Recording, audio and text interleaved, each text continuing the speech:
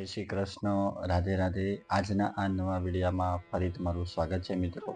Current વર્ષ ચાલી રહ્યું છે 2025. માર્ચ મહિનાની અંદર મેષ રાશિના જાતકો એ શું કરવું એના માટે આપણે આ વિડીયોની અંદર વાત કરવાના છીએ.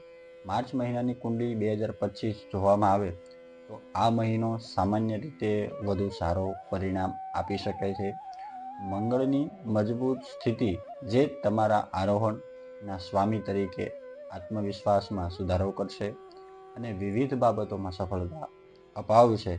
જોકે તેની તુલનામાં મહિનાનો પ્રથમ ભાગ તુલનાત્મક રીતે વધુ સારો પરિણામ આપી શકે છે, કારણ કે સૂર્યના સંક્રમણ બાદ તમારા પક્ષમાં મહિનાના ઉત્તરાર્ધમાં 12મા ભાવનું સંક્રમણ તમને વધુ અનુકૂળ નહીં કરે. આ મહિનામાં બુધનું સંક્રમણ તમારા પક્ષમાં નથી. ગુરુના સંક્રમણ વિશે વાત કરીએ તો સામાન્ય રીતે ગુરુ તમારી તરફેણમાં કહી શકાય છે. ની સ્થિતિનો સ્વામી આ મહિને પણ પાછલા મહિનાની જેમ તમારા લાભના ઘરમાં સામાન્ય રીતે અનુકૂળ સ્થિતિ લાવશે, પરંતુ મહિનાની શરૂઆતમાં દિવસોમાં શનિ થોડો નબળો રહેશે. પરિણામે અમે સંપૂર્ણ શક્તિથી તમને એટલું કહી શકીએ કે આવી સ્થિતિમાં કાર્યસ્થળમાં પ્રગતિ શક્ય છે, પરંતુ સમયાંતરે કેટલીક મુશ્કેલીઓ જોવા મળી શકે છે.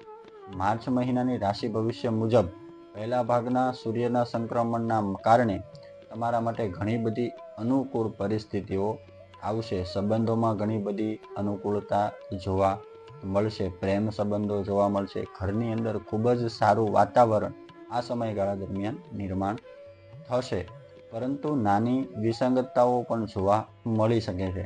વ્યવસાય સાથે સંકળાયેલા લોકોએ આ મહિને પ્રમાણમાં સાવધાનીથી કાર્ય કરવું. વેપાર માટે જવાબદાર ગ્રહ બુધ આ મહિને તમારી તરફેણમાં છે નહીં. પરિણામે કેટલાક વ્યવસાયિક નિર્ણયો નબળા રહી શકે છે, પરંતુ જો કોઈ જોખમ લેવામાં નહીં આવે તો પરિણામો સામાન્ય રીતે અનુકૂળ રહેશે. મિત્રો, આજના વિડીયોમાં આટલું. આ વિડીયો તમને ગમ્યો હોય લાઈક કરજો, શેર કરજો, સબસ્ક્રાઈબ કરજો. જય શ્રી કૃષ્ણ, રાધે રાધે.